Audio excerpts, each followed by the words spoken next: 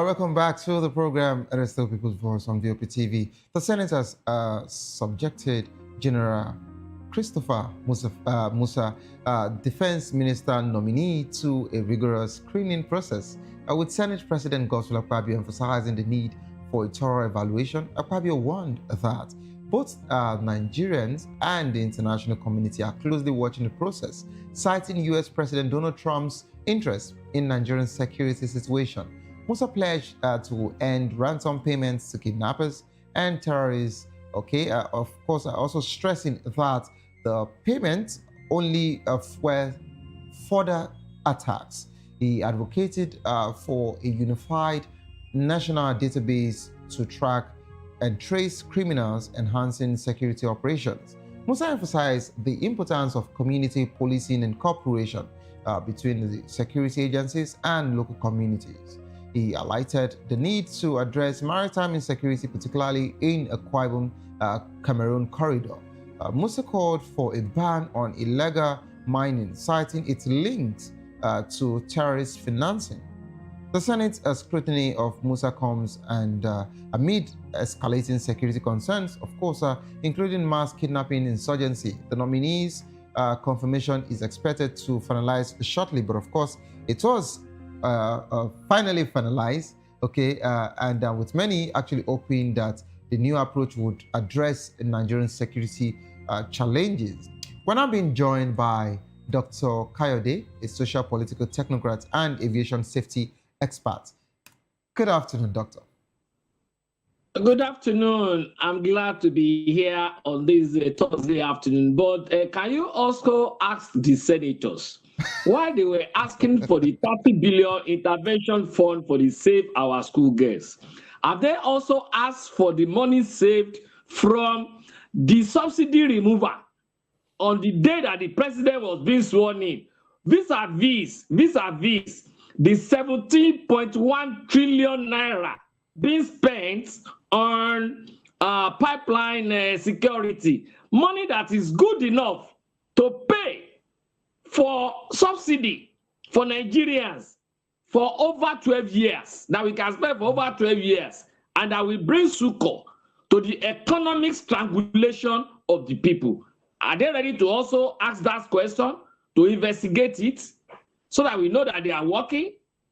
I think it is left for you to ask, please. You are the voice of the people. Okay, so because well, we are People's Voice, the program is People's Voice, and of course we are the voice of the people television, and this is what we do. We only amplify the voice of the people here. And sincerely, Doctor, I must say that I was really grateful to God, and of course I thank the federal government and that of the Senate that for everything that we have been profiling a solution here for 3 months now. I don't know how they do it. You know, just like Mr. Deji Fanimo said, that I shouldn't think that they don't have someone designated to watch this program. But I don't know how to do it. But in one way or the other, but once we're done with the program now, the next day, that particular implementation changes, or they get to do some of the solutions we actually profiled here. So I think it's a right platform for you to remind them of that particular one. And I think Sarah should take this up as regards to that particular one. But Doctor, I want you and I to watch a video again. And I want my viewers to also watch this video. In a situation where the Senate president used the statement, he said that don't tell him to bow and go. Now you are saying, no, Doctor, it's really funny to me. You know, it's funny, and I wouldn't say it is annoying. But Doctor, I want you and I to actually digest this conversation again. And let's look at it from another angle. Your Senate president, my Senate president, the Senate president of this nation said, don't tell him to take a bow and go. Trump is watching, no shortcuts. So, is it safe to say that Adams Oshomole was right when he said the Akpabio-led Senate House was a rubber stamp? And am I actually cleared now I've also that said it. doctor, am I actually cleared now? Because over time I've actually called that same red chamber a rubber stamp. And not only that, there is nobody they've actually screened that has done more than 15 minutes to 1 hour. Up to. Rather. But this is the first time we'll be seeing our Nigerian Senate screen someone for more than 4 to 5 hours. Because Trump is watching. Now, your Senate president, my Senate president said that Trump is watching. No shortcuts. Yes. Doctor, what is your take as regards to that conversation, please? But before you say anything, I want us to watch that video. I want Nigerians to watch the video again. I believe my team has that video. Doctor, I would like you to hold your thought. Let's watch the video together, please. It's noted. I did not say rejected, but noted.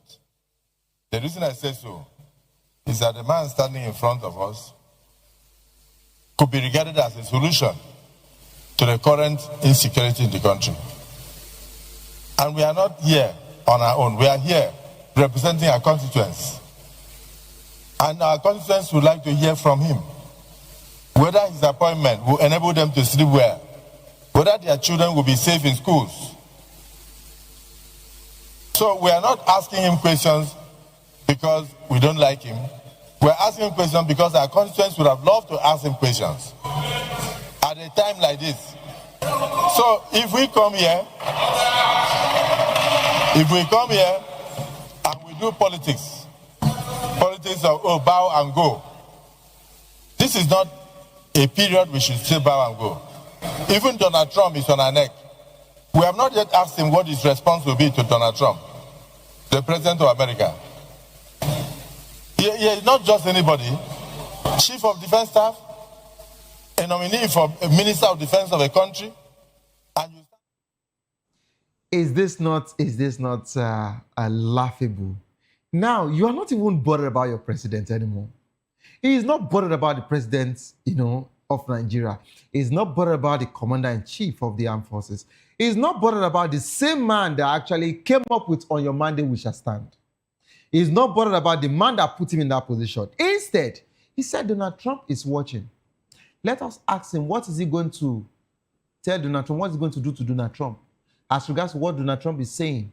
Like, it shows that for every of the news we've been hearing, for every of the, will I call them proactive or spontaneity? Have they been spontaneous enough? But for every of the drama that we have been seeing from the federal government, it shows that they've actually been doing all of that because Trump actually spoke out, or because Trump said he wants to invade Nigeria. So that means that if Trump had not said anything, Nigeria would have enjoyed, or this government would have enjoyed that slow ride, allowing its citizens to go through all of this particular insecurity all through the Yuletide season, and maybe till next year. Dr. Kayode, I would want you to give me your take as regards to both the video, what he said, and I want to bring your attention to one statement he talked about. He said, we don't know if this person may be the solution to the Nigerian insecurity because they are not also sure of him. Doctor, over to you. It's your beat, sir. Yes. Go ahead. Yes. You see, all that we watched, the shenanigan that we watched, has so many faces, and I will address them. Number one, I could tag that as exhibition of height of idiocy and lack of self-confidence of the leadership assembly. In the area of considering the president of another country his intentions, his body language to their own activities. I mean, you can hear him now that they should not play politics as they used to do, like bow and go, bow and go.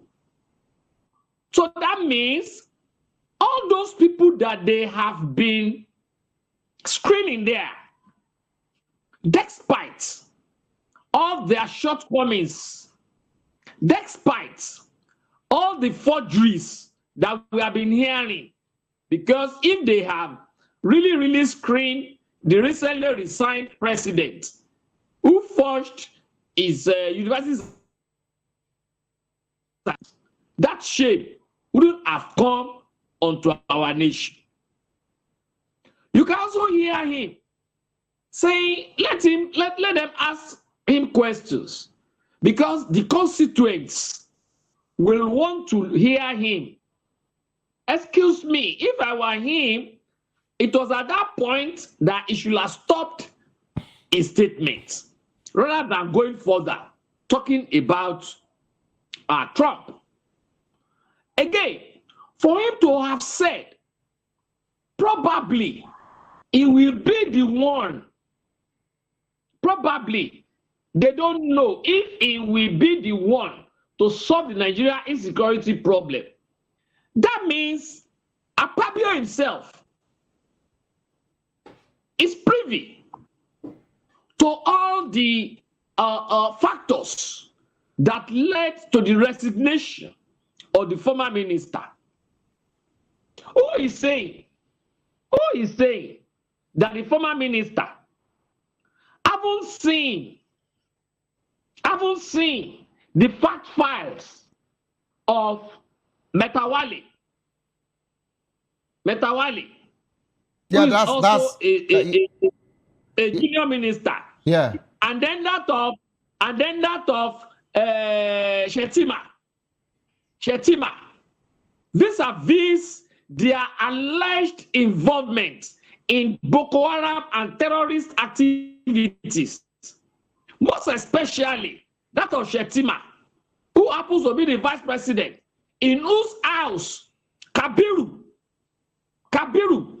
who bombed the church in Abuja, where a lot of Christians were killed, were found in his house. I mean, was found in his house. So who is saying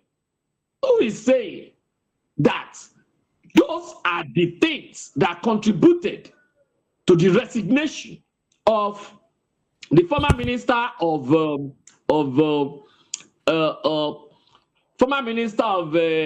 what do I call it again? You know, the former minister, this one is now replacing. Now tell me again, if that former minister of defense, had resigned because of health issues, why did Lagbaja, the late chief of army staff too, not resign because of his health?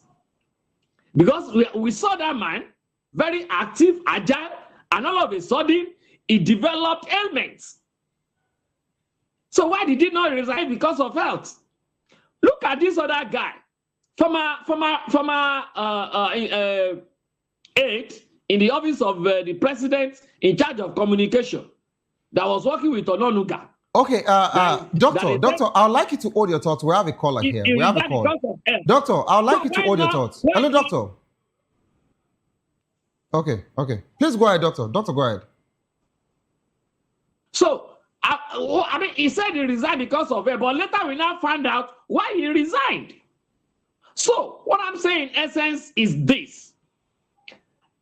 The reason and the essence of the resignation of the former Minister of Defense will soon come out, basically. And for Lagbaja, I mean, for this new chief of, this new Minister of Defense, to now be saying, he will come this, he will again. What did he do while he was the chief of army staff? what did he do as regards this? Okay, doctor. Has he gone to school? Has he gone to school to update himself within this short period for him to not know what to do? I mean, these are all scripts that have been written down that is now playing out to we Nigerians. Doctor. Yes. Okay, I love your submission, and of course, you actually did a good job by bringing so many people up to speed as regards to different conversation that we need to understand about the situation of the nation. But, Doctor, I would have actually said it is even better and it is safer if we have a personnel coming into the defense, as a minister or even NSA, that a civilian, a former governor of Jigawa, Badaru, Abubakar, or I'm not saying Ribadu is not doing well. I'm not saying he doesn't qualify, but of course he was a former police officer. What has he been doing? No, I'm just saying. What has he been doing? I wouldn't say I wouldn't talk anybody's professionalism down. I wouldn't talk about. He hasn't scored a pass back. Nonetheless, they've not given us the opportunity to actually give him that particular pass back. But what I'm saying here is that we can do it ourselves. Okay, He was a former police officer and now NSA. And NSA to me is like CIA in the US. So normally I even want the president to bring in people like that of General Musa to take over different positions instead of bringing civilians to come and do this job. But I'd like to ask you, Doctor, how effective do you think the pledge of General Musa as regards to ransom payment to kidnappers and terrorists, would be as regards to addressing Nigerians' security challenges? How effective do you think his pledges would be? Will he have a safe eye to actually work on? Or will these so-called unseen and, of course, unknown politicians that are sponsoring these terrorists frustrate his job? I have said it now. I have tacitly said it, that Musa, as he is, should be very careful, because the land upon which he is standing is very, very slippery and can make him to be vulnerable against what he has said. Because for me, I want to see how he will do his billing by picking the file of Matawali, by picking the file of Shetima, and then decide to deal with it accordingly. By going back to that scenario of Kabiru, who bombed a church in Abuja where Christians were killed, and such a person was being hidden inside Shetima's house, residence in Abuja. I want to say he's going to deal with that. I also want to see how he will deal with the issue of what's his name? This other guy that was working then with Shetima in his former state, whereby they were alleged to be sponsors of insecurity in our nation. I also want to see how he's going to deal with those people that have been allegedly supplying the terrorists in the bush with a lot of water, all these utilities that they need there, with aircraft. I want to see that. Because without him dealing with all these issues honestly speaking, is not starting at all. Because a lot of people have been there who are even politicians sponsoring this thing, even for economic gains. Even for economic gains. By harassing people out of their domain into IDP camps so that they be able to be exploiting gold and other mineral resources in their locality. Okay, doctor. How is he going to fund that? Doctor. Yes, doctor, you've actually taken me to the point where I wanted to bring your attention to as regards to policy and implementation. You would agree with me that he actually, addressed different angles of the situation of this nation, of course. And since you are there, so let's talk about it.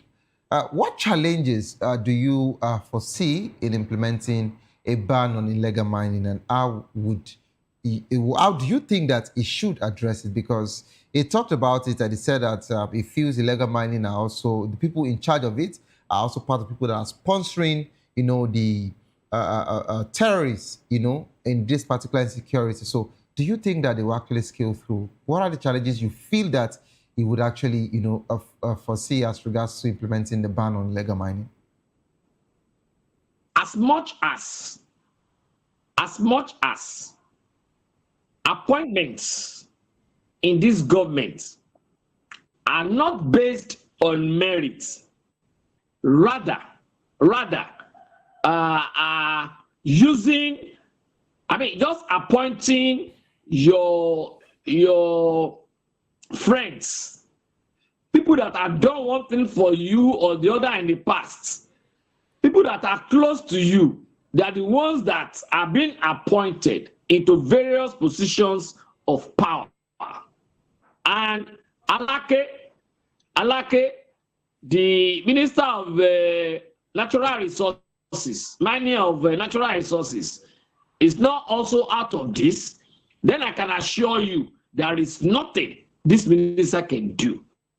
There is no way he can, as much as the place of the government, the one of, or else, it too will sooner resign based on health issues.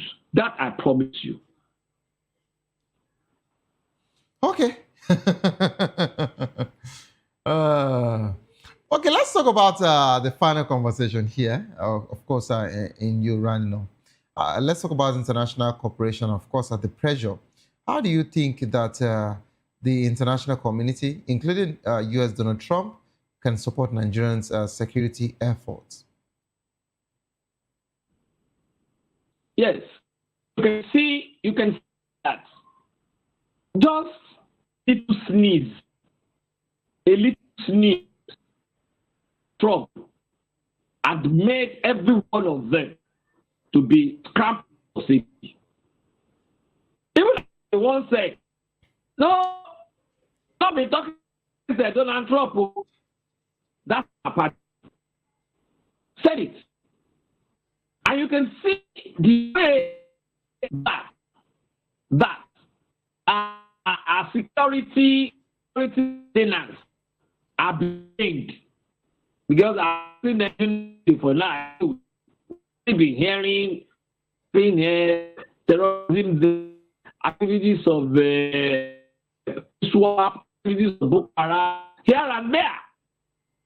That's the end. But at least the very large extent, because Trump tried to sneeze us, see the way they are scrambling.